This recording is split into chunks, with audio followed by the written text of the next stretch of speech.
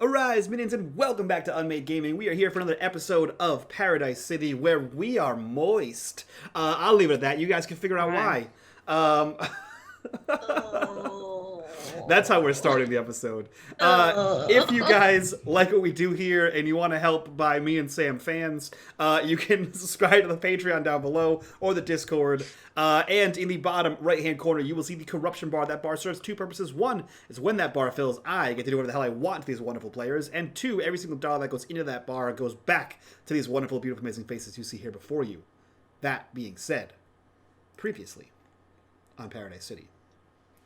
At the Miskatonic Library, the paranoid and potentially insane Dr. Angel did his best to explain what the missing books were in layman's terms, indicating that though 4 were stolen, the set included 5. Equipped with the knowledge that rogue wizards might have stolen the book, Artemis and Molly headed to the docks to check out the 623, while Judd attempted to calm down his friend. Finally, a lucky break.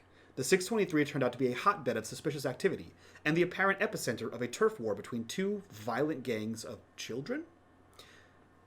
It has been about a day. The camera sort of hangs in the air over a hazy gray, day-filled city. It's very humid, as it is in my room. And the sound of the oscillating fan is the only noise, combined with the tic-tac of Kitty's nail, or sorry, Molly's nails on the keyboard. As the camera sort of pans in through one of the blinded windows, and you can see this hot office of the Ace of Spades, or for now, Ace of Spades Detective Agency. Molly, Artemis, it has been over 24 hours since you have seen Judd.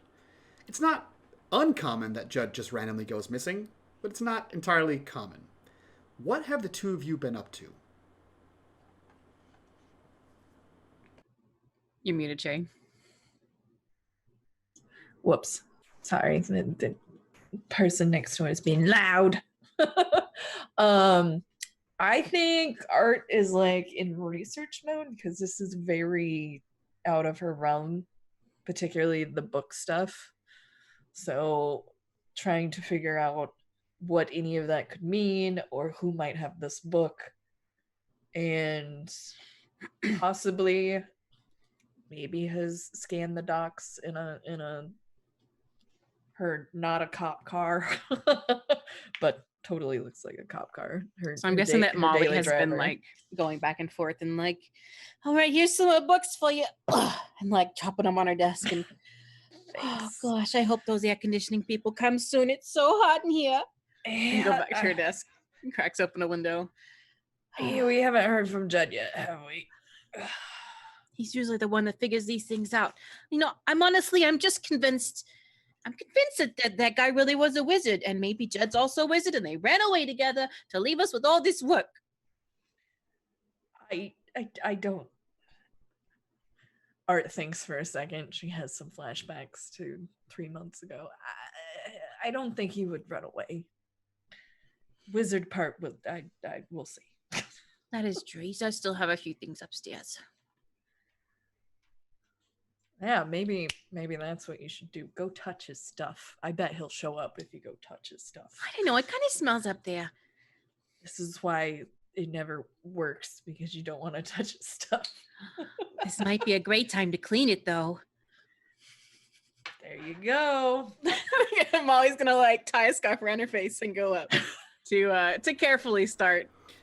Molly, as you begin to head towards the staircase leading up to the second floor, which Judd has just decided to make his own home, more or less, the shrill sound of your office telephone. Oh, Jesus Christ. And she's going to stumble downstairs, trip a little bit, and like lean over on the desk, pick it up. Hello? Good morning. Thank you for calling. Hi, is this is Artemis here? Is this where May I ask who's calling? This is Susan Chang with the police department? Mm-hmm. All right, give me just a second, okay? Sure, no problem. Lottie? She's gonna. Yeah. What's up? There's a Susan on the phone for you. Oh, the lab Sounds pretty. person. I mean, she.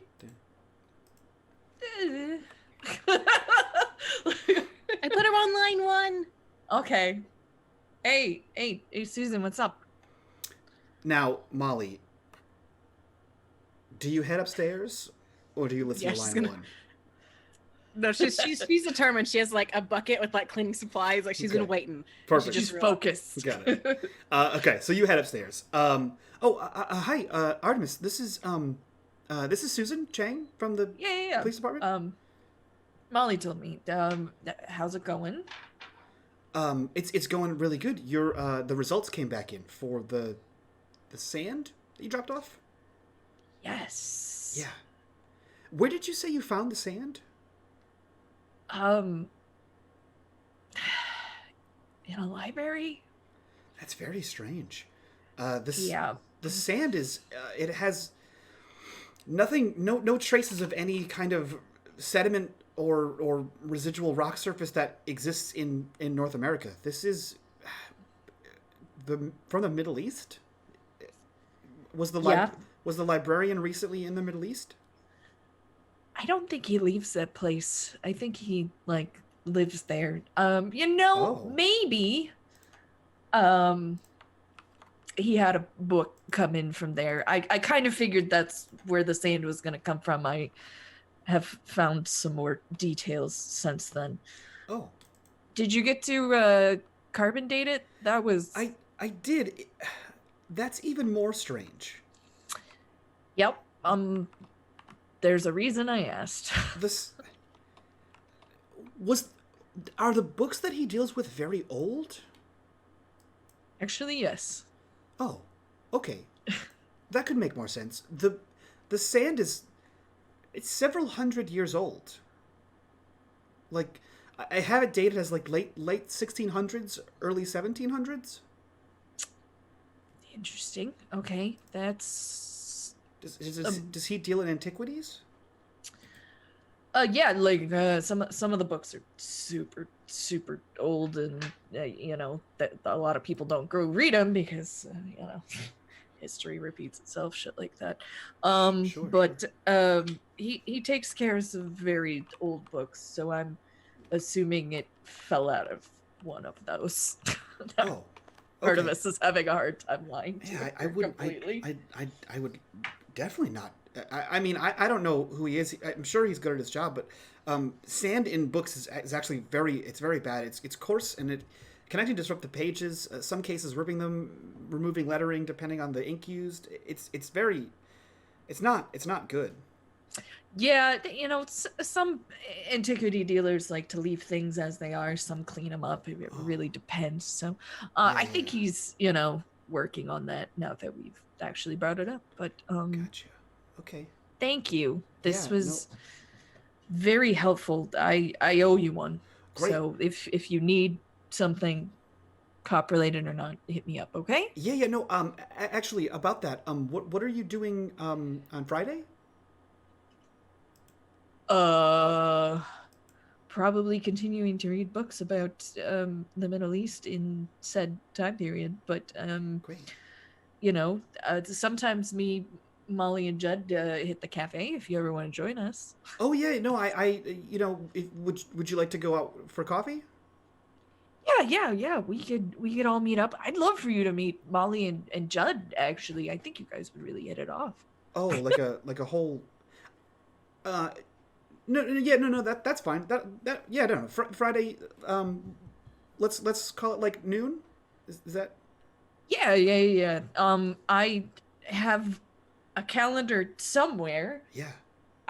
You know what? I'll put it in my phone, and Molly will fix it all up. Sure. I will Friday at noon. Got it. Yeah. No, I'm excited to meet your friend Judd and your secretary. That'd be great. Yes. Art goes, wait a second. Okay, thanks. Great. Have a good day. Bye. Click. Oh no. I think the camera just hangs on Art for a second as it slowly whoa, no. Oh God. She hangs the phone up and looks at it and realizes she's gonna put Molly and her in the same space. You know what? Maybe Molly will just hit on her. Yeah. And the camera does a cool transition of when Artemis puts the phone down. It cuts to Molly picking a phone up in Judd's office to rub this thing clean. Molly, you are upstairs. It's like if you took Judd's apartment and made it the whole house. A house size. So Judd smokes inside, right? Yeah. So I think Molly you're muted. It's just scrub. Yeah. Am I muted? No, oh yeah. he is. Molly's just I scrubbing was. the walls, Yeah. as the windows Yeah, are just open. like that, like fucking That patina. yeah, patina of cigarette residue on the walls. God. I feel like she looks Horrible. like the from Howl's Moving Castle. What's the character's name? The main character. Oh yeah. Oh yes, the girl. I don't remember her name, but like when she's cleaning Howl's Castle and she's got the broom and like all this shit and trying to clean it and sort it, and it's Yeah. There's no sorting it because it's like there's no rhyme or reason to where it is or why it is where it is. So it's just incoherent piles of things that Judd knows exactly where things are. I like the piles are probably slightly more. I know where I left it. Tucked in, Yeah. like evenly lined up, and she's just trying to get as much dust and grime as she can. And I think Molly knows that anytime they've had to ask Judd to find something, he's known exactly what pile it's been in. So there's the struggle of like, if I move this, he doesn't know where it is, and if he doesn't know where it is, he can't help us find it.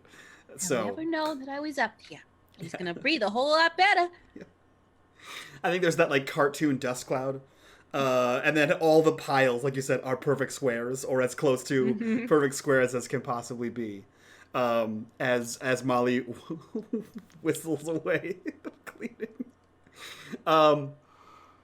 The camera kind of follows the dust cloud out of the opened window and into the hazy, low-hanging, fog-filled city of New Arkham, down the busy city side streets, and alights to Judd. Judd, where do we find you?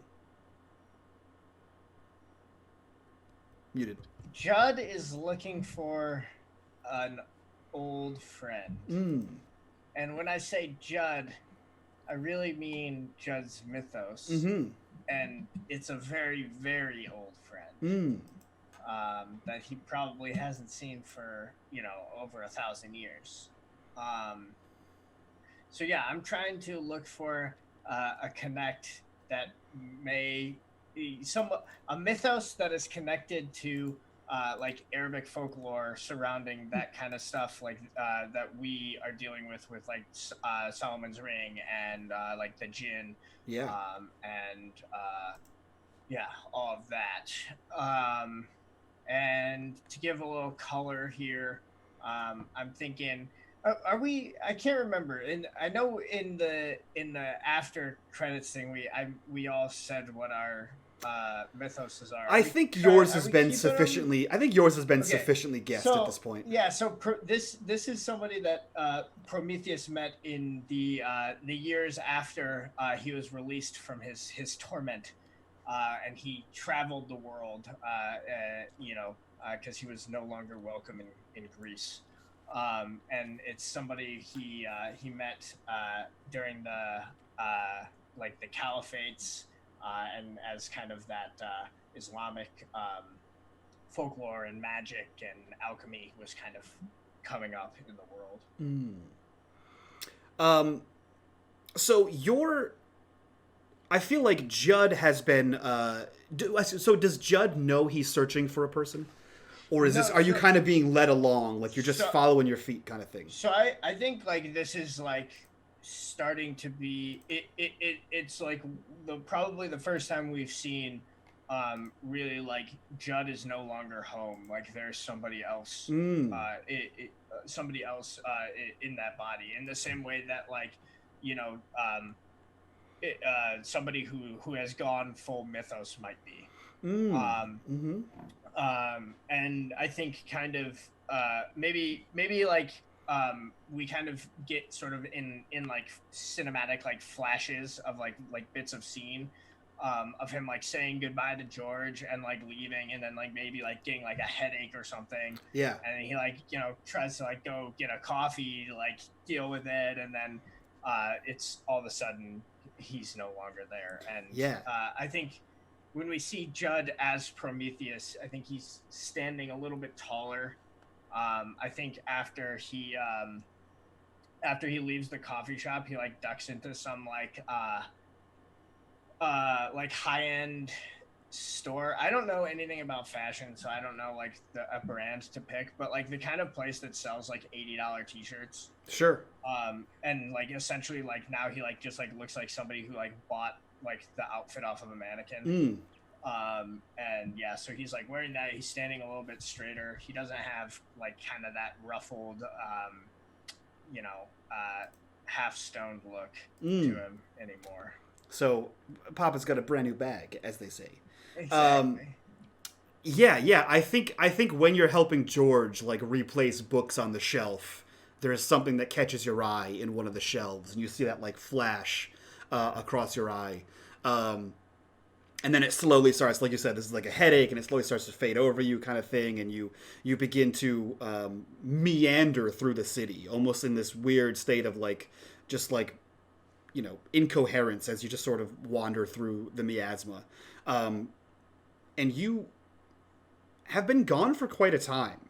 You're, you know, there's still a bit of Judd back there, and you can realize that there's like a throbbing pain in your feet, like you've been walking for hours, because you have. You know, your new clothes are still new, they still look nice, but there's like a little bit of sweat to them. You've been out for quite a while, seeking something, just wandering the city, not knowing where you're being pulled to. I'm imagining to like give like kind of the separation between like consciousness as Judd and consciousness as Prometheus is like, from like the Judd perspective, it's probably very like dreamlike, whereas like you're like kind of a co-pilot, like kind of watching yourself. Yeah, Judd has disassociated, and now the person running that avatar is Prometheus. You have found yourself in one of the older quarters, one of the older districts here in New Arkham City. It's not like old in the sense that it's run down. It's still relatively nice. It's just like the houses are older. Excuse me, they're in like a Victorian style. Old money can be found here. And strange esoterics can kind of be found here as well. You have found yourself in the section of New Arkham known as French Hill. And you are standing when a little bit of a flash of Judd kind of comes through. You are standing in front of a place called Salim's Smoke Shop. And it is your typical, like, 3 foot high, that wooden kind of panel, the glass window, with the old style stencil kind of thing. You can see the brass bell on the other side that the door will kind of jingle open. It's very plain. It looks like a classy gentleman's cigar shop, but from like maybe the 1920s, and it hasn't been updated since then. So some of the paint is peeling on the window. You can see where there would have been some kind of signage on the outside of the thing. And you can see through these windows that these dim, like, yellowed lights are on. And there's like a thin haze that just kind of hovers about head height around the inside of the building.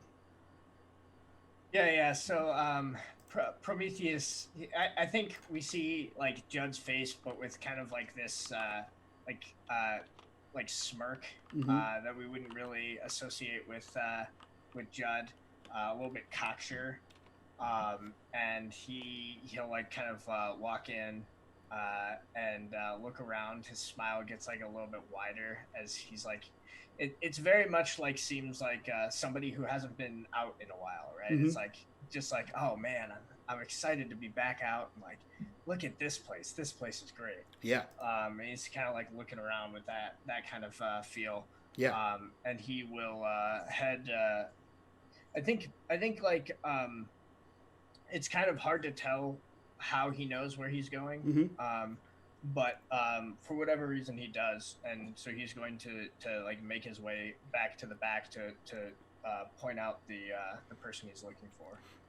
Yeah, as you kind of walk in, there's that like ding of the bell as the door hits it and then hits it again on the way back out. And there is like, think like old timey bartender, right? With like the long, like ruffled kind of shirt with the band on it kind of thing. This guy just sort of like looks up at you, but he looks like he came with the store, right? He looks like he was here in 1920 when it was made. The guy's easily like 90 years old. He just sort of like looks up at you with like sunken eyes and just sort of looks back down and goes back to what he was doing, which is rearranging cigar boxes. And you see no one else in here, despite the haze of potential cigar smoke. But you sort of walk through this area to a set of like beaded curtains that separate the front side of the room from whatever is behind them. And whatever's pulling you is pulling you through those curtains. So you kind of reach your hand out and swipe these curtains aside. And you are immediately affronted with scents. There is like the smell of like paprika in the air. There's incense, there's patchouli, there's this wonderful like fragrant floral kind of smell. The smell of like toasted nuts, like toasted almonds. The smell of like lamb cooking over a spit roast as you kind of pull these beaded curtains back, and you step in. As soon as you cross the threshold, it is degrees warmer. Whatever perspiration you had from walking through the city, you now feel it all over again. As if this bead curtain was somehow separating a heater from the rest of the building. And again, the further in you walk, the more you smell these kind of smells. You can almost hear like the crackling fire. And you begin to see like on the walls there is like curtains kind of draped down, like billowed kind of down the walls. It just leads you down, probably like 15, 20 feet down a corridor to another set of beaded curtains. Does Judd proceed? I think, Judd definitely proceeds. I think before he like goes, like, we see like I get that, that strange look is still in his eye, and he'll take like this deep breath in, as he gets hit with those smells, and he kind of like closes his eyes for a second, and had like almost looks like he's like reminiscing, and then continue with the smile and head on back. Yeah, when you close your eyes to like take the scent in the back of your head, very very faintly, you can almost hear like the sound of chanting happening, and you begin to proceed down towards the second beaded curtain. And as you, again, same way, kind of slide your hand through the beads to make a separation for you to walk through, a just billow of thick white smoke just sort of envelops you and begins to clear as it kind of gets sucked into the hallway. And you see, sitting in there, a small circular room, maybe 10 feet wide. And you see that it's almost as if it's like a yurt, right? So like it kind of comes up to like almost that like low teepee kind of thing, and then it's completely rounded on the sides. But you see lots more of these like curtains kind of billowed down from the ceiling and billowed on like all around, and there are 4 masts kind of holding this ceiling up, which makes no sense in this kind of situation. There are rugs placed, all over, crisscross on the floor, and there are several like large poof couches, bean bags, if you will. And you see sitting on one of them is, judging by how he's kind of folded, you would assume a tall man. He has a long pointed beard. And dark skin of the Middle East. He looks at you over a pair of half-moon glasses, as he pulls a long pull from a hookah and sort of blows the smoke out. You see it kind of fill the room and move towards you. Can Prometheus tell that this is the person he's looking for? This is what you've been drawn to. I will tell you that. Whether you know who this person is or not, this is who you've been drawn to. Yeah. Is there a place like across from him that he could sit? Mm-hmm. There's these little like poof couches all around. These little like harder than normal beanbags kind of thing. Yeah, so he'll sit down and kind of like lounge effortlessly. Mm-hmm. In a way that would be like truly impossible for Judd. Mm-hmm. Like this person is comfortable in his own skin in a way that Judd can never be. Yeah, he'll kind of sit there for a minute, and unless the other person will say something, there's like maybe like kind of a long pause. Mm-hmm. Yeah, there's definitely like a long pause where there's a continued like, and the smoke fills the room again. And then like we get like a little like if this was like as we've been describing it as like a TV show, there's like an effect in Judd's eye where it like looks like there's like a little flame that like moves across both of his eyes. And he'll say, it's been a long time. There is a long exhalation of smoke. And as that like little flicker kind of flashes across the eye, you can almost see the smoke moving like on its own, as if it's no longer this like bulbous like cumulonimbus cloud, but instead it's angular. There are like shapes moving out of it as if like wisps of the smoke is reaching out towards you. And he looks to you and says, "It has been." I am glad to see a friend in this city. You're the first person I've run into. Judging by how you found me, I will not be the last. Of course not. There's something in this city that wants to hide you all from me, and you know how I am. If I see something that wants it one way, I have to have it the other way. He pulls in again, and then another long exhalation. And you see, like, the smoke moves from where he blew it towards you, and kind of just rings around you, and just hangs there lazily. He says, "They missed once what they missed once." But I care about what I want, my friend, as I always have. And what is it that you want? Just now, I'm looking for some information.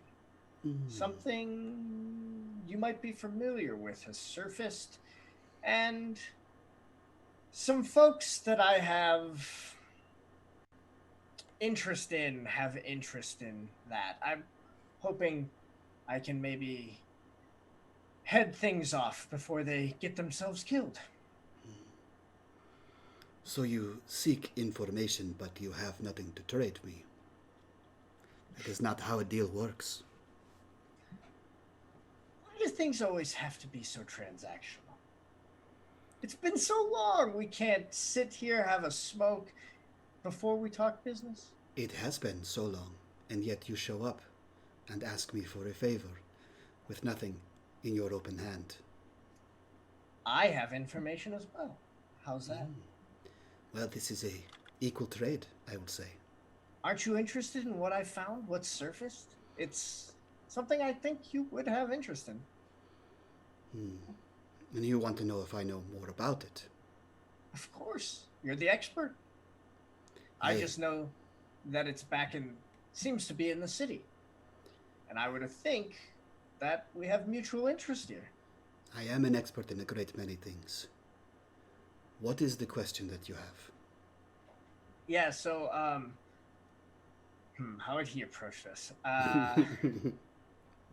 So I think he would say,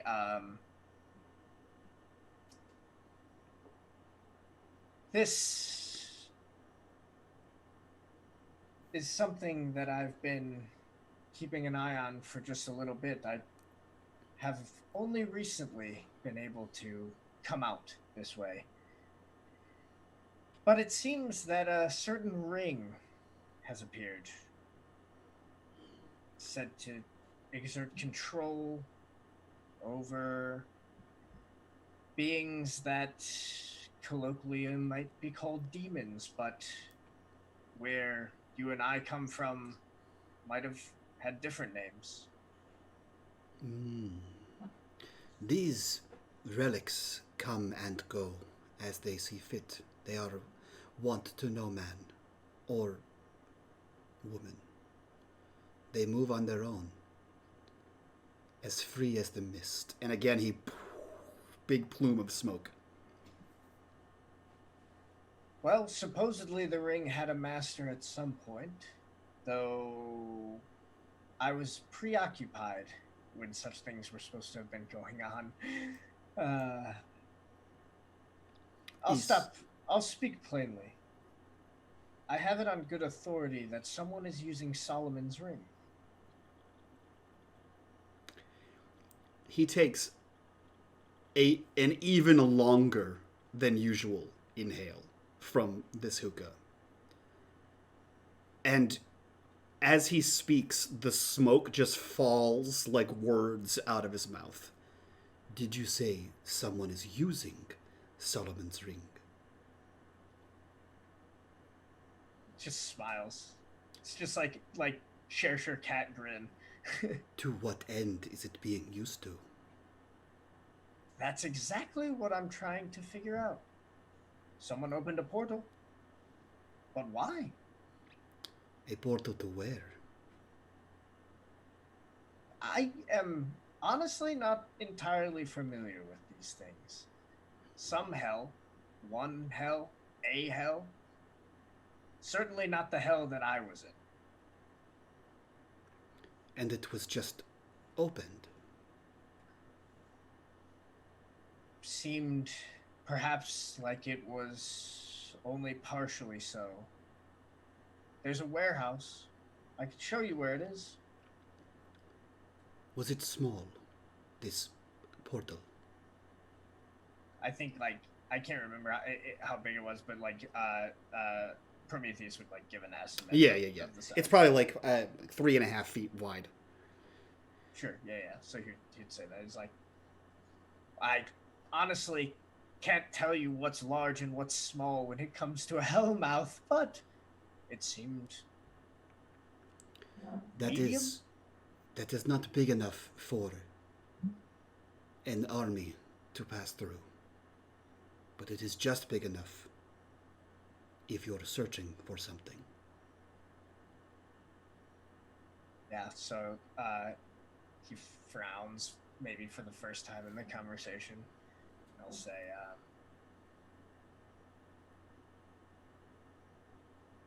I need a hint on how I can track it down. Any of these kind of artifacts, these tools, no matter what kind of divinity makes them, they always have a imprint, some sort of sign, something that you can track. Not even the mist can hide these things entirely. I'm sure the ring does. This sight that you ask for is another gateway. Is that what you want? I'm trying to track down whoever's playing around with this ring, because I'm rather curious what they're interested in. I can give you this gateway, and you will see through it. But you may not be the only one. I've never been afraid of a little competition. When you stare into the abyss, my friend, the abyss stares back. Yeah, so I think he laughs, it's actually busts a gut, he is rolling laughing and wipes a tear from his eye and says, I may have been freed from the abyss well over 1,000 years ago now, but when you live there for an eternity, You don't forget. I think he'll stand and make ready to leave unless he's got something more for him. He stands with you, in like this like near effortless like yoga pose because his legs were like completely crossed, and he just kind of rises as if this is a natural movement for him. And your assessment previously was correct. He is tall. This guy is like 6'6". And he stands over you, and sort of places like a gentle but bony and thin hand on your shoulder, and takes another massive inhale from the hookah, and he exhales it directly into your face. And the next thing you see or feel is waking up in your new apartment. Nice. And I think Judd's back, right? Like that weird look in his eye is gone. Like he immediately reaches for like whatever like half smoked thing is next to him, whether that's like a cigarette or a joint, and we can immediately tell that this is back to our boy. Yeah. As you kind of like groggily wake up, as if like wiping this strange nightmarish dream, you kind of reach over and grab this piece, and you bring it, to your lips, lighter in the other hand. And as you're kind of holding the base, you notice that on your left wrist, Judd, it seems as though you must have blacked out. You have a tattoo. Nice. There we go. There is a strangely shaped star tattooed, warped on your wrist. Very nice.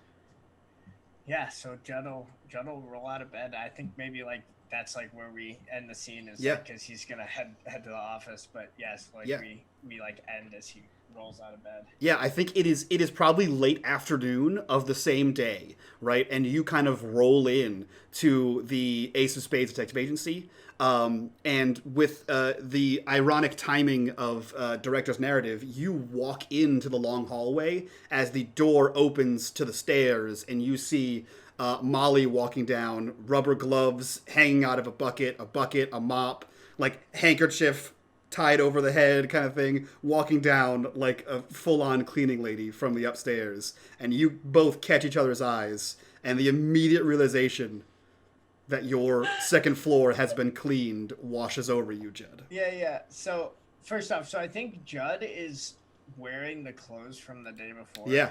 But like, because that's like the kind of, trash person he is. Yeah. But I agree. But I think that also might be like a weird red flag to Molly, because Molly would definitely recognize that like the brands of these clothes are not things that Judd would spend money on.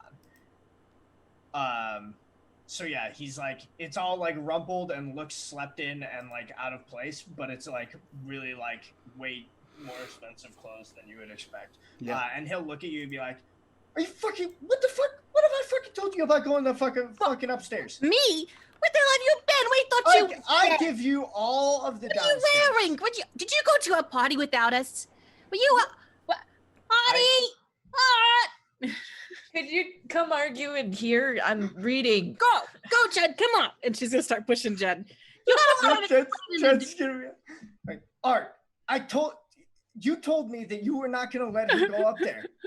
We had an agreement. Look, it needed it.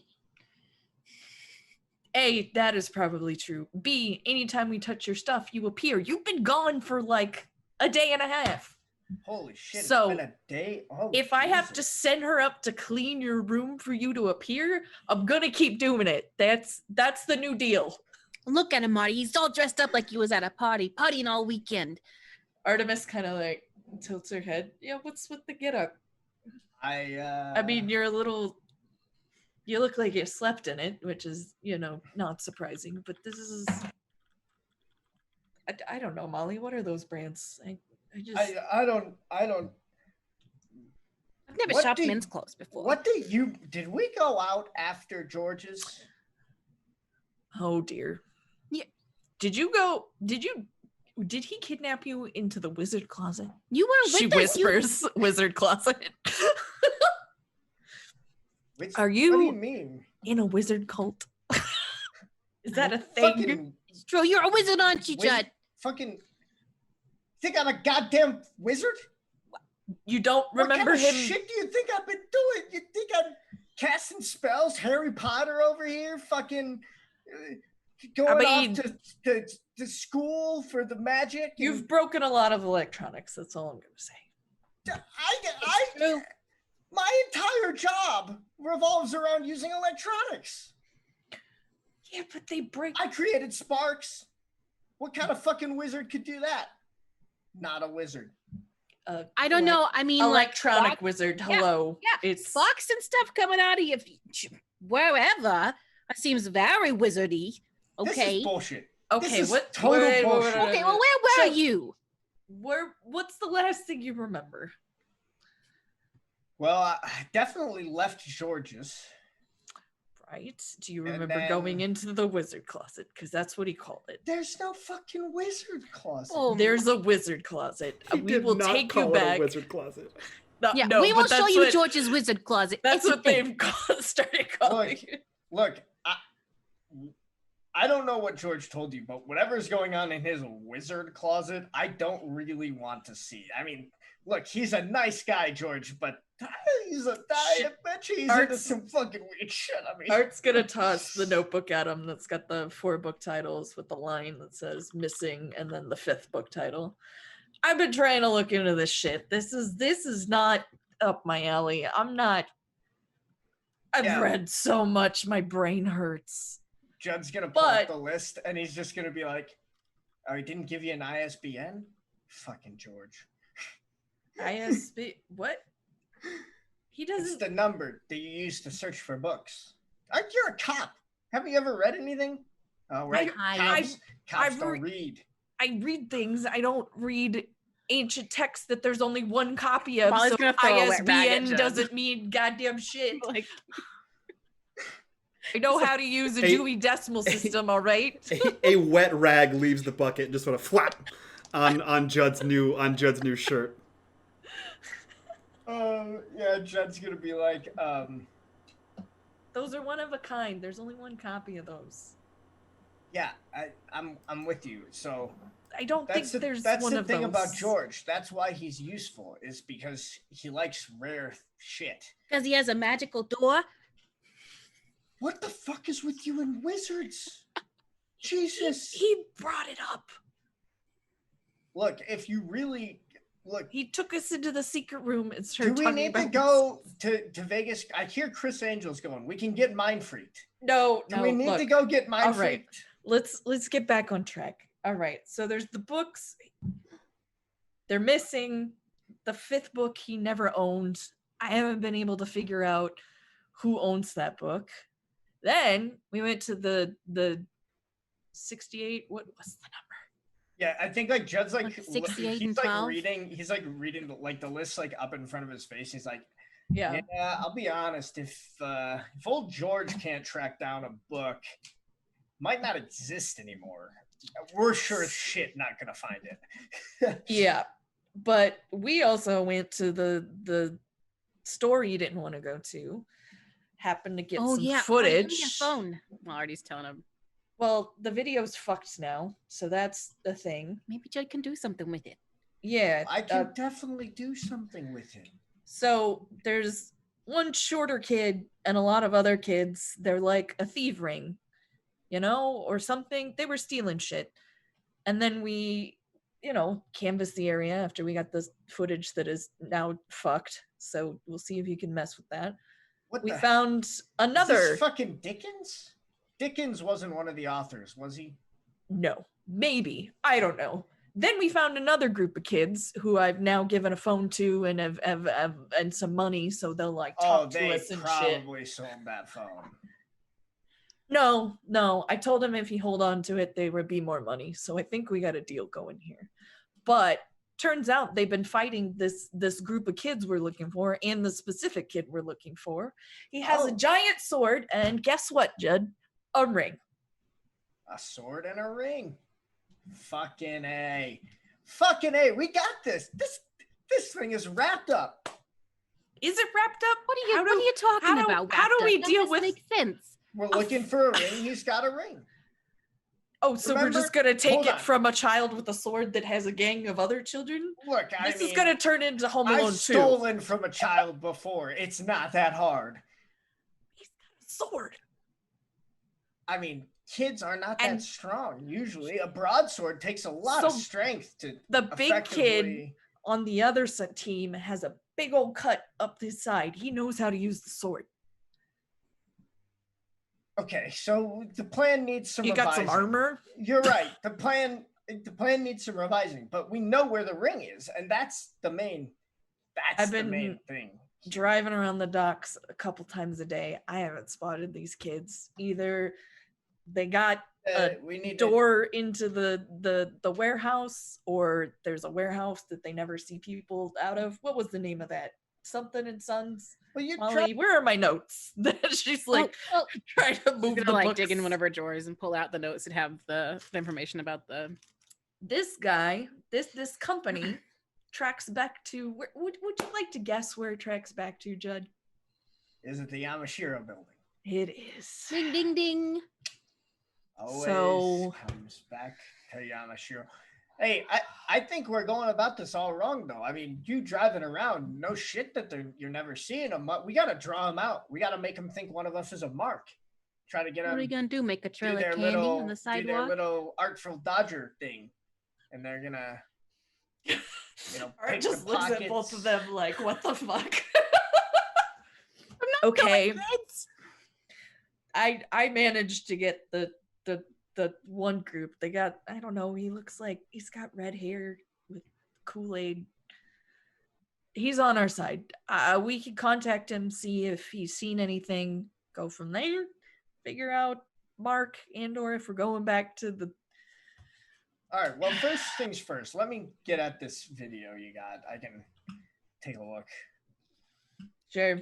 She sends it got? over. Yeah. What is it? Is it a file? Is it what's Judd working with here? It's a video that she took of the video. And So it's a file. Yes. Yeah. And it's all turned to static now. Unless I would like to roll. unstaticify it. Okay. Solid terminology. It's real good. Let's see here. What kind of move would this be? Change the game I feel like it could be. or magic-y investigate. I was gonna say I feel like it could equally be investigate. Let's go with investigate, just for Okay. simplicity's sake. Yeah. So I think Judd like while this conversation was happening, by the way, he like somewhere halfway through he ends up like with a cigarette in his mouth. But yeah, so he goes upstairs, and I think maybe he's like, Molly, let me get one of those Americanos. Do you mind one of those? And What's the magic words, Judd? We've been working on this. please, Oh, God. please. Of course. Art, you do your thing. I'll be back once I get this video figured out. Yeah, you didn't move anything, did you?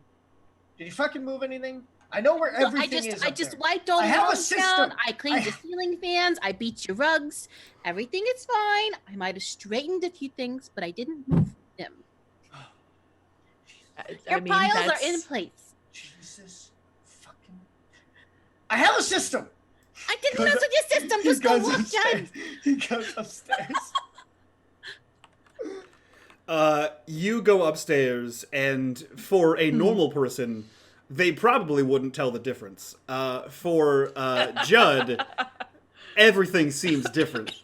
It is very much ruined moved, changed. The everything looks roughly where it could be, but might not be. There's a smell of like lemon in the air. It's kind of gross. The real tricky thing about feng shui is that if you don't get it just right, it's way harder to fix it when it's just a little bit off than when it's way off. And you know, he had the energy in this room just right. That's true.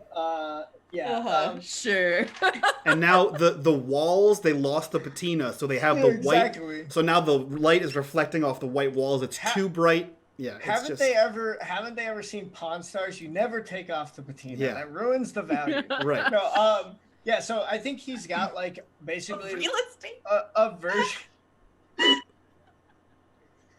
He's got a version of like that little like clockwork projector thing that we saw that he created in his apartment to read that wrecked film. Mm-hmm. But there's like this like wire like just like coming out of the top, and then there's like kind of like a obviously like jury rigged connection that like connects it to like a cable so that it can go into his computer stack. Mm-hmm. And it like looks like there's no way in hell it should work, right? Obviously, like all of Judd's contraptions. And yeah, so then he like uploads the file and like sends it to it, and it should like project it out onto the wall. Okay. Yeah. Artemis is gonna come stand semi near the doorway, expecting something to blow up. Sure. Molly, are you also following up there with them, or are you? Yeah, she went to make the Americano, so she's probably coming up. Yeah. Tail end. I think because I love torturing you guys. I think as you come up there with like the tray of Americanas, maybe, you see Judd do the final connection, and the screen of Artemis's phone projects on the wall, and it's the calendar, and it says coffee, noon, Susan. On Friday, and then Judd hits the button, and then you see the video switch over. We're all going to Coffee Friday to hang out with Susan. Who the fuck's Susan? She's the one. Sand from the library. 1600, 1700. It's old as fuck, and it's from Arabia. Whoever stole the books dropped that. I forgot about the sand. Susan did all the stuff for the sand, and I gotta. We can't afford a lab like she has. We need to be nice to her. Okay. She looks at Molly nervously. Susan. Molly squints a little bit. Sips her coffee. I got some money, but I don't have make her own lab kind of money, so we got to figure that out. I think you might actually have.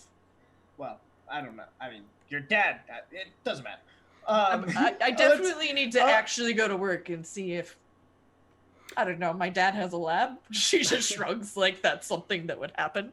Yeah, so I think I'll go ahead and make this rule here. Yeah, so we'll see what you see, Judd, is you see a horizontal landscape video of a bank of TVs in black and white. With like VHS players attached to them, right?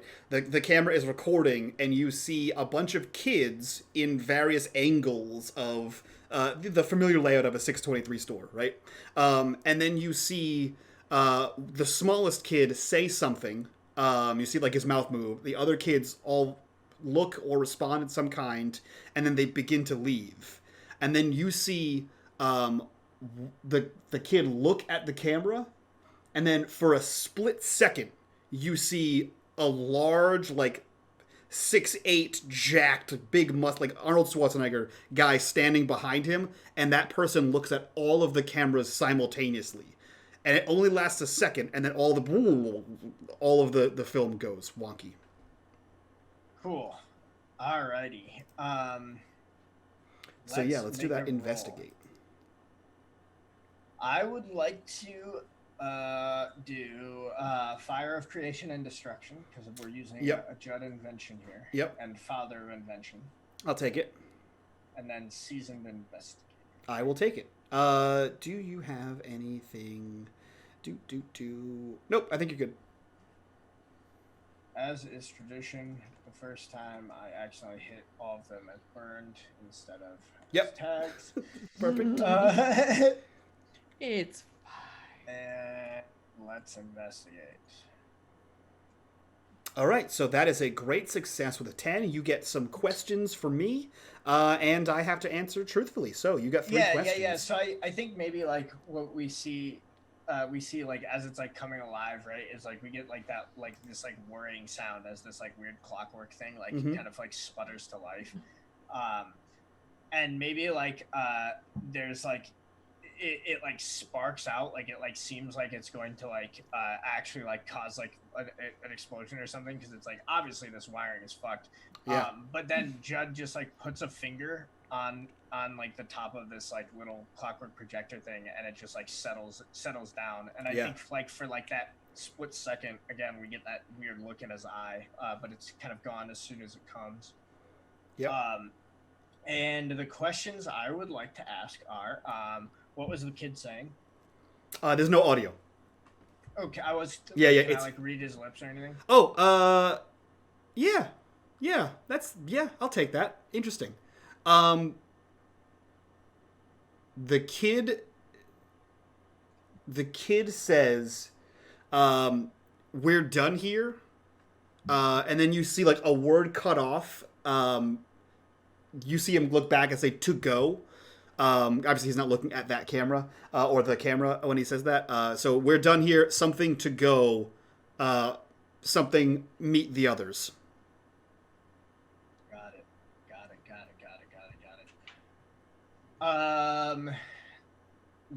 The large figure that I see like momentarily in the film.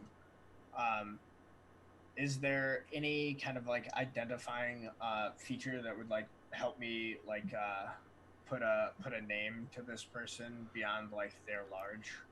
I will say this: you, much like when you get the tracking just right on a TV in the early '90s, and you see a boob, you get the tracking just right, and it pauses. You hit and you have that exact scene. That one fraction of a second scene isolated. Yeah, the frame. Exactly. Frame. You get the one single frame isolated. So you're able to get like a picture of this person. What you notice is he is standing, for a normal, sensible person, he is standing far too close to a child, despite the fact that you did not see him a second before or a second afterwards. It's like he's standing like right against the child. Like the kid would have to be shoulders against his knees, close to this thing. And you see that it has, as far as you can tell with the black and white, completely white eyes. And maybe it's your tracking, maybe it's the software that you're using, but it looks like he's semi-translucent. So definitely the mythos. Anyone else got a third question? Molly Adams. Oh,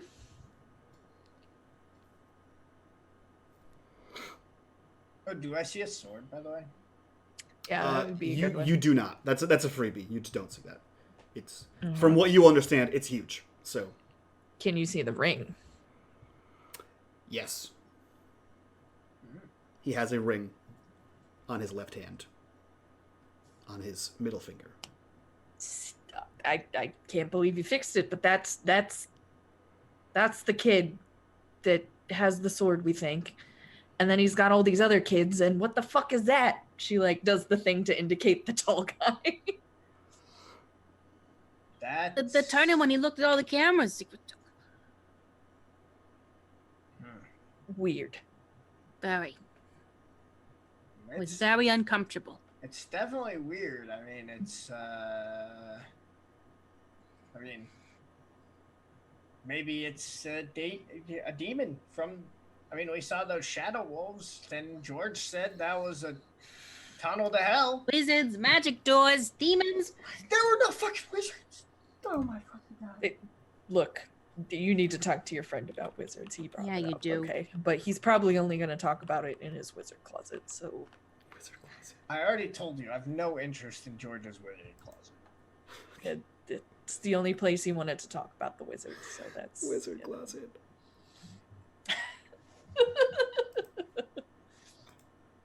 Okay. But so I guess we don't have a third question, or do we want to bank it? I guess No, that was the ring. the ring was the Yeah. Yeah, because it is small. It is small and tiny kid hands. It's... how do we want to draw this kid out? Or do we want to go to the Yamashiro building and see if we can find more information before we... I mean, demon sword ring, that's... There are more of us than them, and we are bigger being adults, but... You have a gun. I do have a gun. I don't want to shoot a fucking kid, Judd. Well, shoot him in the leg. It's just my opinion, but I think maybe given in a day of not driving around down there, maybe, the kids will sort of come out a little bit more. Yeah. Drive around a lot. I mean, whenever I was a kid, if there was a cop going around a whole bunch, I wasn't one to go outside. Fair. And we could call the Kool-Aid red-headed kid. What I was thinking is we ask that guy what the sword kid's racket is. What kind of grift is he pulling? And then we make ourselves look like a likely target. He comes out, he tries to get us, and we get him. Well, we got the warehouse. We got the 24. Are we gonna have to fight a kid with a sword? Yeah, I mean, Art's gonna shoot him in the leg. No, I am not shooting. You said a kid. You said in the leg. It's just in the leg. You know that eventually the police are gonna start seeing things, and my first thing out of not being at work is not going to be shooting a goddamn kid. Well, self-defense. If it needs to be self-defense or he's coming after one of you, yes, but I'm not just going to walk up and look. We can call is friend defense? Is that a coworker defense? Is that a thing? Fear for somebody else's life. Yeah, yes, I mean imminent danger. Blah, blah, blah, blah, blah. Yes. We were able to negotiate with the other kids. They said they're pushing in on their territory. They're, they did the warehouse thing. That place is fucking empty. I mean, I don't know what they're after exactly, but we don't have a warehouse. The kid at the store was fairly useless. I don't know. We could call she takes out her phone, the red-headed kid, see if he's seen anything or I mean, I already gave you my idea. But sounds like the kid and Yamashiro, those are the two leads we got. So sounds like we run with one of them because we have no fucking choice. Well, let's call the kid. If he doesn't have anything new, we can... I haven't gone to see Dad or work yet, so that could be a thing. Yep. She seems nervous. So she opens her phone, hits the button to call the kid. Yeah, you get a little fun ringtone, and it rings almost the amount of times where it would go to voicemail, and then you hear a hello. Hi, how's it going? Hello. Can you hear me? Yeah, I think so. How's it going down there? Have you run into your sword friend again? Who is this? Art. I gave you the phone that you're using. You hear, it's for you. And then the sound of running. Yeah. What's up? Hey, what's up, lady? Cop lady, right? You could call me Art. Okay. Anything new from your friend? How you guys holding up? You had any more scraps? No, we've been kind of laying low, like you said, to not get in trouble. Yeah. We haven't really been trying to mess with them. We've been trying to keep to ourselves. They just keep taking over more and more of the docks. What are they taking over, or what are they hitting? How are they pushing? I don't know. They just fight anyone who tries to come near places. Okay, all the kids are fighting, not just the kid with the sword. Oh yeah, all of them.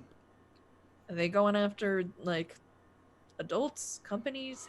How are they working? I don't know. I think there's just places that they're just not letting people near, and then they're only there for like maybe a couple days, a week, and then they move to a different place. So sometimes we'll just be wandering around, and then they just come out of nowhere, and then we have to run. Okay. Oh, Audie, What kind? Yeah. ask him if there's any doors on those buildings after they leave. Are there doors on those buildings after they leave? I know that's a weird question. Just. I thought it was weird too. Okay. So that's still a thing. Okay. How do you steal a door? I don't know.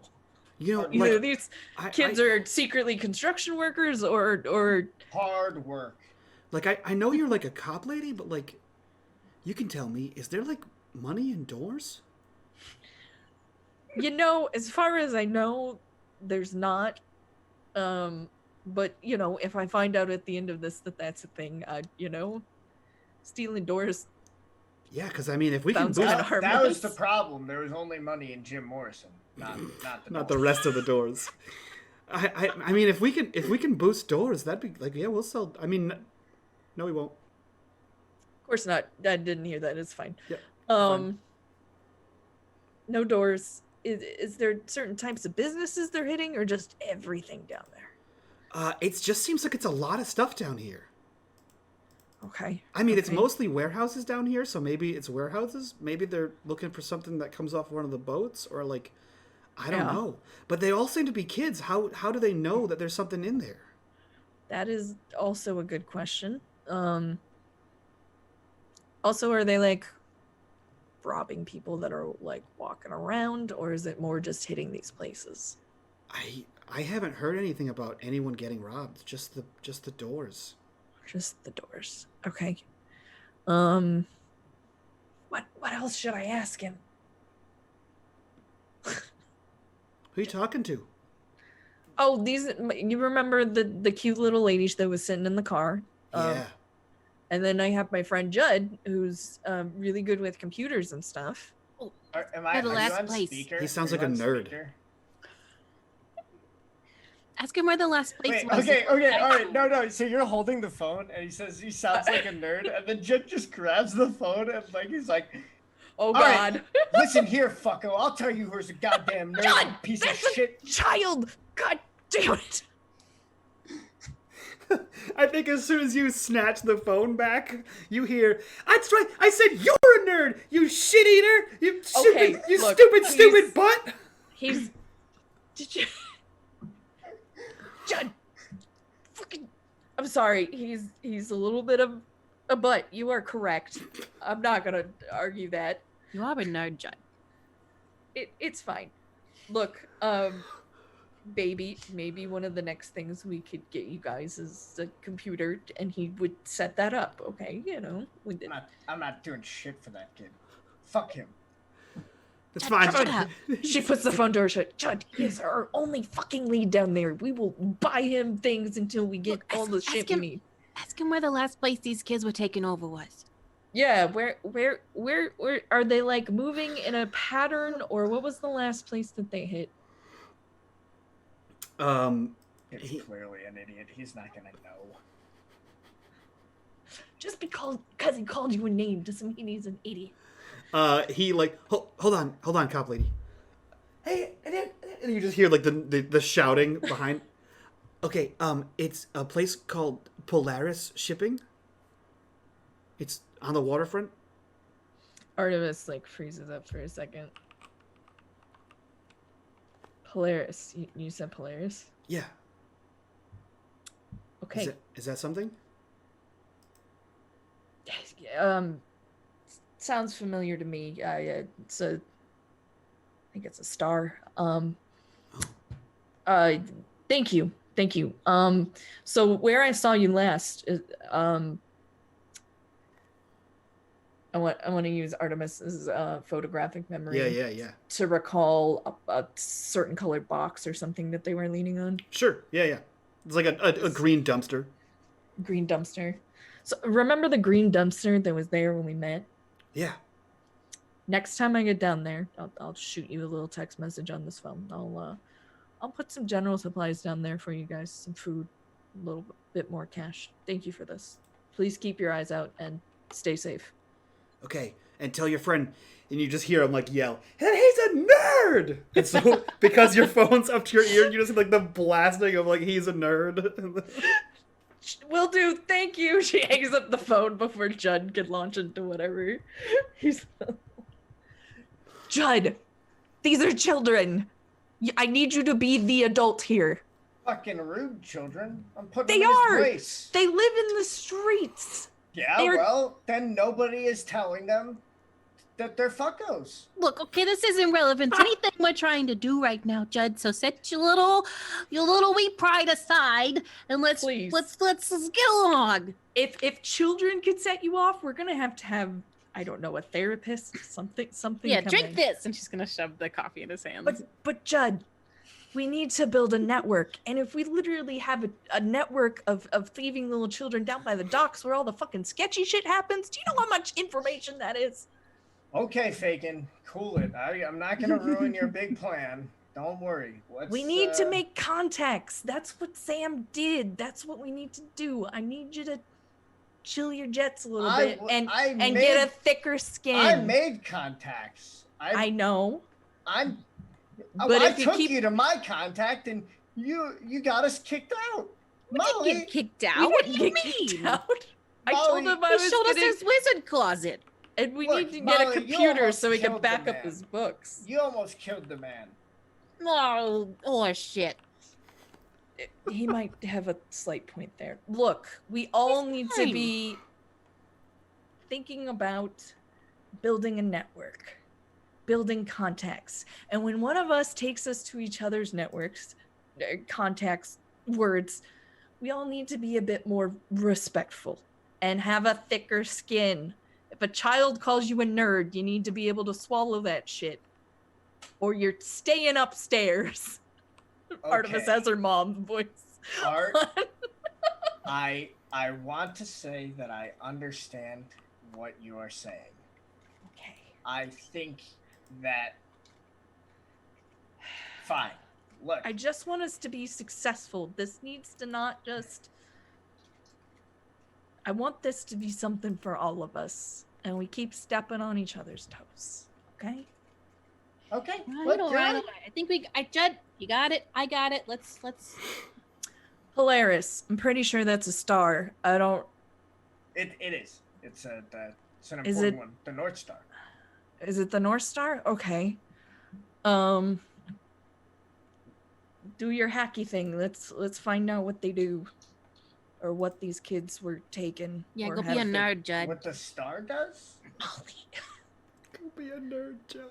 No, what the company does. It's a company. Polaris. Oh. I mean, it's Polaris shipping. I mean, they're probably. I'll look it up. I don't think they ship stars.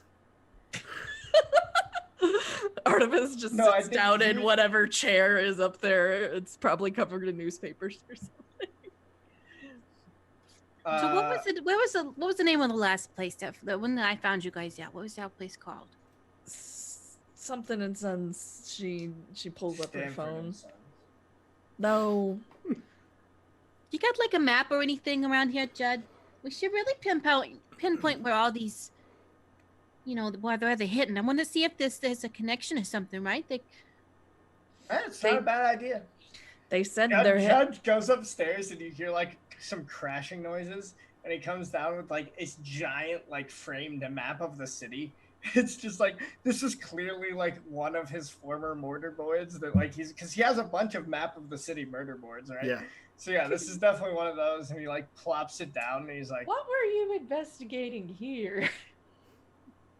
I think like, oh man, what it would be like some company, like some like name of some executive, like a famous executive in the city, like some rich fancy person. Yeah. It's like so and so business fuckery, clearly up to something, like scrolled across the top, and then there's like obviously like holes from where there were like pins put in. Yeah. And like Judd will just like take like a Sharpie and like just draw a line through that other thing, and then we'll just be like missing doors. So the kid said they're kind of just moving all around that area, hitting different places, stealing the doors. He said there wasn't a pattern to it, so... He's a kid. He might not even notice a pattern. It's true. Molly's got like little heart push pins that she's pushed into the two. So we know... It has some red string that she's tied between. What was the name of the company from last time? Sanchez and Sons, spelled Sanchez S-U-N. and Sons. Spelled S-U-N. They're connected to...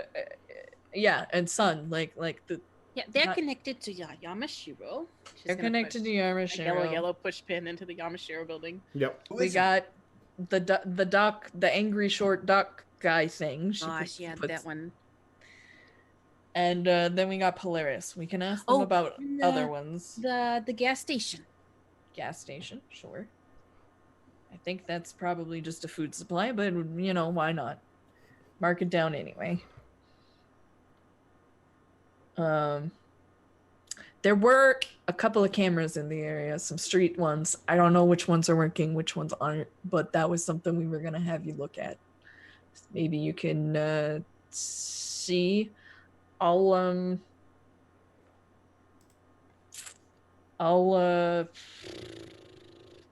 feel like Art would have a police scanner. Yeah, and Judd does have one. Yeah, Judd had one. Yep. Can we roll to see what notes I've taken from police scanner in the area in the last day? Yeah. So there's a cool feature of Investigate that we've never had the real opportunity to use, I don't think. So let's fuck around with it right now. Hell yes. So the secondary function, when applicable for Investigate, is rather than ask a question about a case you are currently working, you can instead make a clue that is now a part of the world. So if you would, roll Investigate, and what are the skills you're using? What are the power skills? Enforce the law. Okay. Get into the suspect's head. Okay. I'm actually just gonna hit all of the law ones. Photographic memory, like. Okay.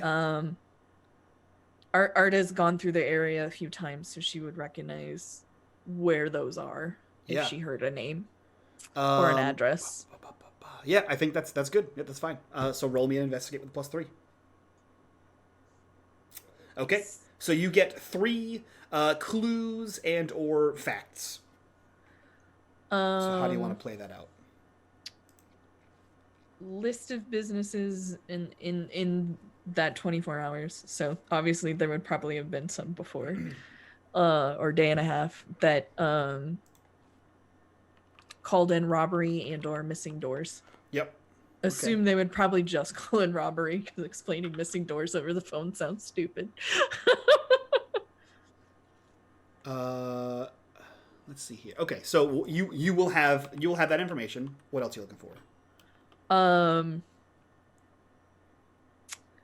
Calls for suspicious activity with people with low builds, because not all these businesses are going to call in robberies. With what? So you're looking for suspicious activity with people that are 5 feet and under. Oh, okay. I get what you're saying, I think. Okay. Yeah. I'm here for it. And Judd, any thoughts on that last one? Because you would probably have scanned as well, but I would have notes. I don't have anything out of my head here. Sorry. The only other thing I can think of would be animal attacks. Interesting. Or that's actually a good one. I hadn't thought noise complaints with lots of barking. Oh, interesting. That's not what I thought you were going with at all.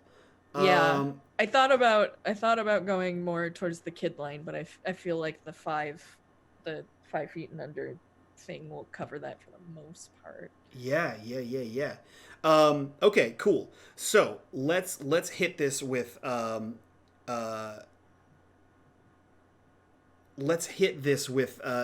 robberies report first, okay? So there have been several robberies reported of small items. You receive a list of those places. They are like small mom and pop shops. They are like places like the 623. You could attribute all of these to the kids, or they could just be any lowlife. You do get one report of missing doors officially reported. What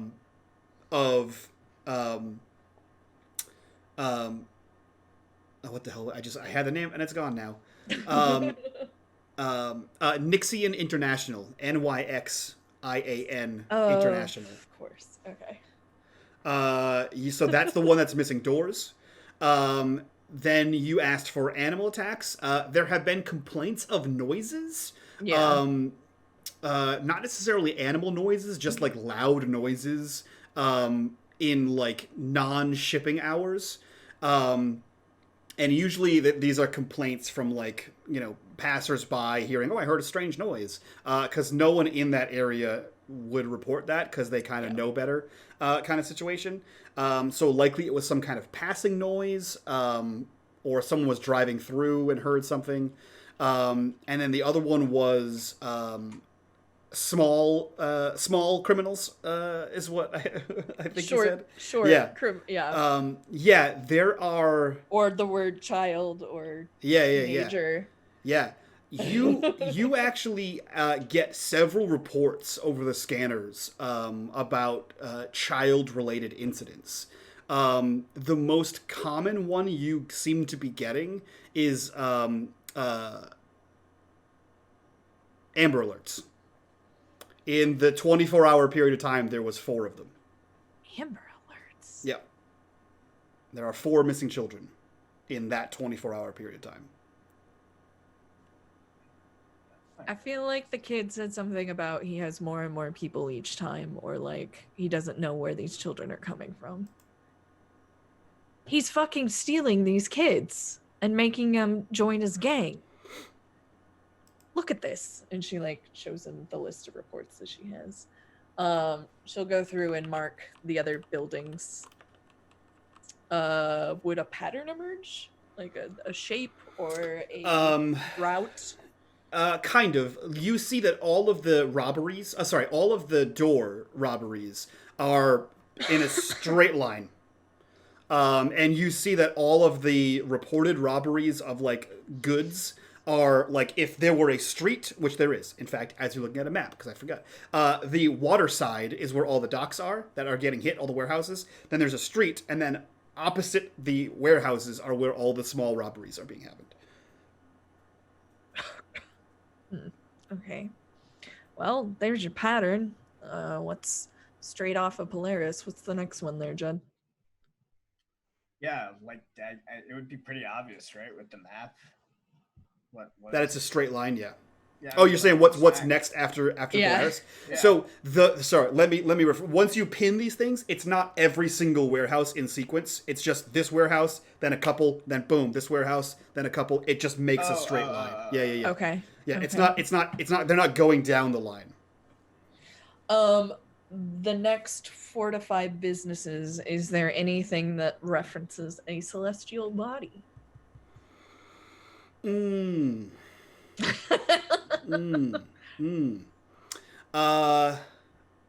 need another investigate. I think you have your 3 clues. I think Art would be the best for this because this is actually in her wheelhouse because of her lore more than anything.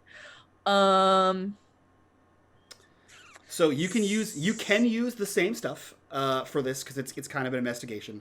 I am going to give you a -1 status of world weary because you have been hitting the books nonstop for 36 hours. She's tired as fuck. So facts all begin to blend together. Yeah. It's a status of 1 burnt out. That's what it is. So that's a -1 burnt out. Okay. I do want to change it up a little bit. This time. Go right ahead. get into the suspect's head. Yep. Can I use deadly accurate? Like, yeah. She senses the name before she like realizes. Yeah, I'm down for it. And I want to use aspects of nature because technically celestial bodies are okay nature. Okay. I want to mix it up because I feel like she's tired. Yeah. She's either gonna pick up on this or sense or be just like attracted to it. Yeah. Did I tag all of those? I did 2. Okay, yes, that's correct. Okay. Then roll me that thing. Oh fuck! I reset it. It's that kind of day. Yep. Deadly accurate aspects of nature and get into the suspect's head and investigate. A 10 again. Okay. So the first one is what is the next logical place based on your assumptions. Yes, I'm thinking a celestial body of some sort would be in the name, or that's like something the kids are attracted to. You are the theory. You are for some reason drawn to a small warehouse. Probably a third of the size of the one that you went to with the loud yelling guy. And it is called Diana's Delicates. It seems to be a... in fact, once you point it out, Molly, you recognize the name, Diana's Delicates. It is a discreet evening wear. The face you made. I don't know why. I don't know why a kid would go after this place. I don't know. They're taking... Well, I mean, the shit they're stealing just seems to vanish. That one makes the most sense to me. Nixian, Sun, Polaris, Diana. It's Who owns all another... these businesses? I mean, I've been to that shop before myself. The lingerie place. The girls love to go there, but did we talk to about who owns all these places? Maybe there's a connection there. Yeah, Jed, you see anything along that, or Well, give it a look. I mean, should be pretty clear who owns the places. We can have an investigation from Judd, but first, Artemis, you have one more question. I mean, that could be your question, right? That could be it as well. I'm down to make that my question. Okay. I feel like, are they connected by... Because this is like us doing research, like on this map, right? Like I'm imagining like us using a computer as part of this. Yeah. I can dig that. I could dig that. All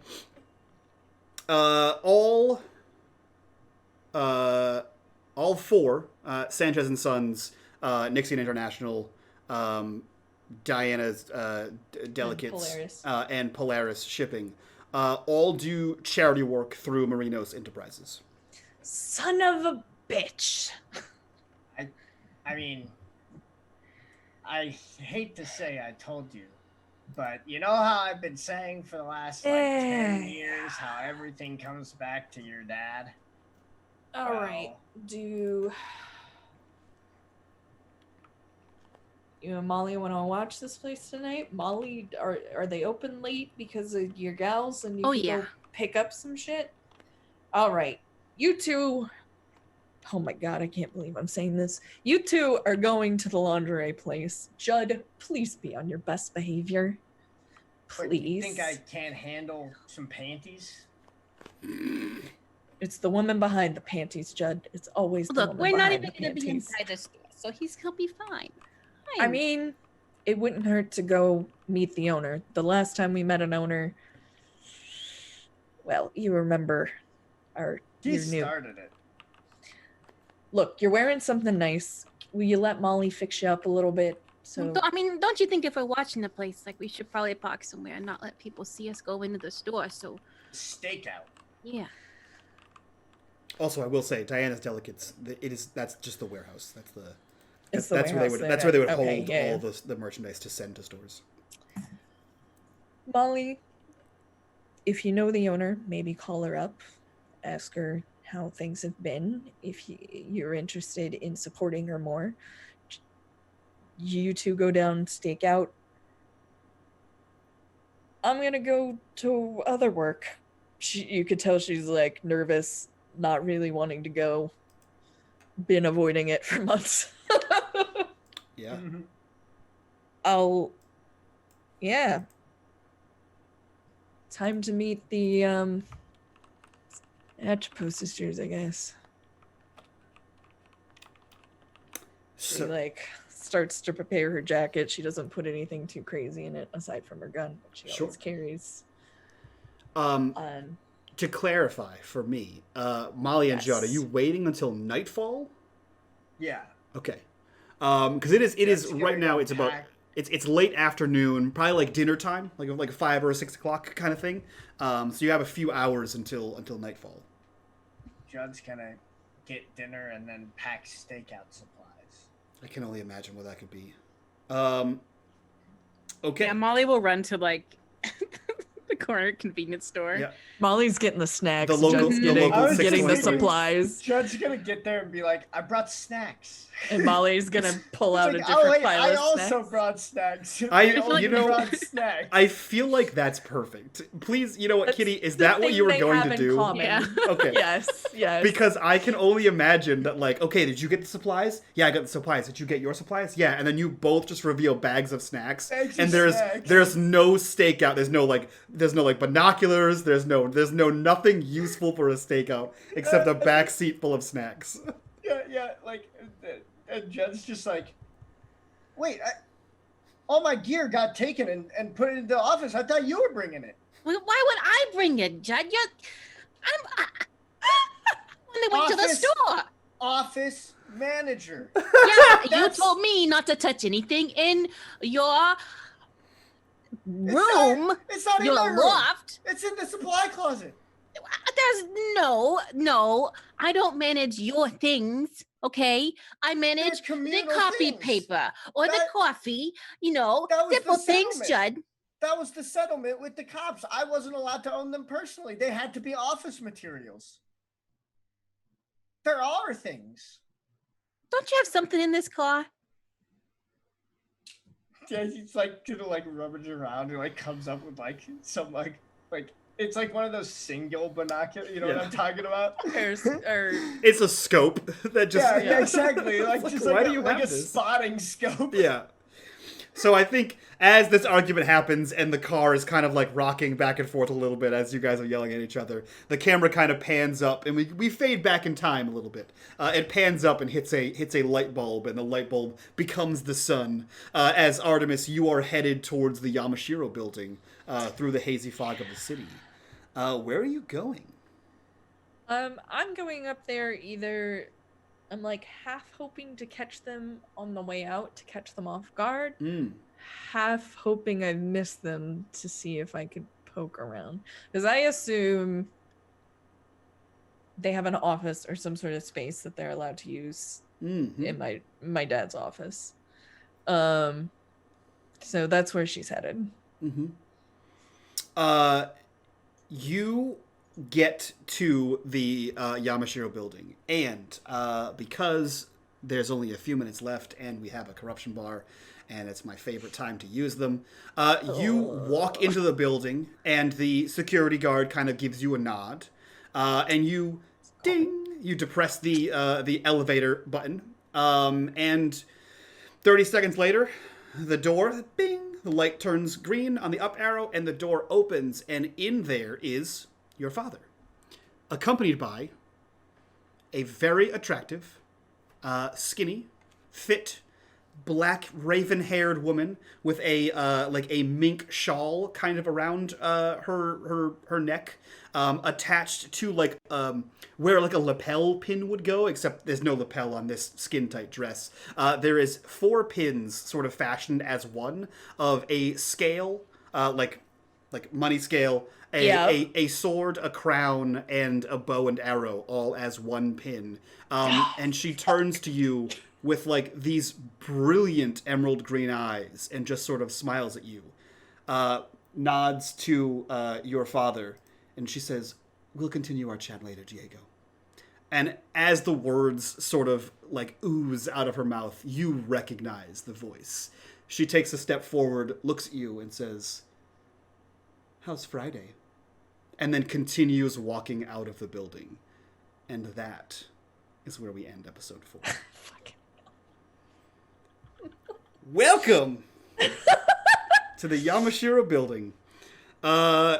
Fuck the Yamashiro building. Yeah. So we had our first on-screen Belladonna moment. Cool. That's it. That's all we got. That's all we got for today's show. Sands of Time. We'll go over it in the after show. Yeah. Sweet. By the way, watch the after show. Right? Yeah. So there's our plug. If you guys want to see every show, we do an after show. We talk about what we just did, what we just dealt with, all of our thoughts, our theories on what's going on, and then we fucking get the hell out of here. So if you guys want that on the Patreon, the $5 tier, well worth your money. Go check that out. Link down below. Subscribe here. Link down below. Join us in the Discord. Link also down below. Thank you so much for hitting that corruption bar. Let's go around, do our introductions, and get out of here for this after show. Since you ended the show, Artemis, Cherry, who are you? Where can we find you on the internet? And what are you up to? Cherry Babam on Twitch, CherryBabam7 on Twitter. Also, hop into my Discord. We're doing some tarot-y stuff in there before we get back to doing the streams. Also doing a lot of role-play, doing some nar stuff where I sound a lot like Molly, actually. Nice. And getting back to some criminal stuff as well, very slowly. So maybe I'll start streaming that again. Okay. But, come on by, come hang out, come talk mystical stuff, come talk this. Yeah. Also join his Discord as well. Do it. We'll go with the ringleader of the Snack Brigade. Kitty, who are you? Where can we find you on the internet, and what are you up to? I am Awkward Kitty Inc. I am a freelance artist. I make lots of emotes and character arts, including the ones on this channel too. It's pretty neat, huh? Check me out on Twitter, Awkward Kitty Inc. You can check out my Twitch. I'm not doing a ton of streaming right now, but I'm making a ton of art, so that's pretty fun. Hell yeah. Kitty has done ours for, I think, like years now. She just did Little Red Dots. So if you are starting out streaming or continuing streaming and you need new emotes, go check that out. They are great and very reasonably priced. And last but not least, welcome back to the show. Sam, who are you? Where can we find you on the internet? And what are you up to? Oh, I am Sam. Twitter at the Wizened Fool.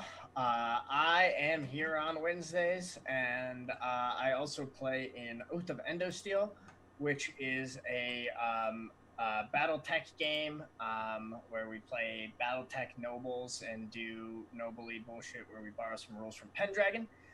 And that's on Sundays. It releases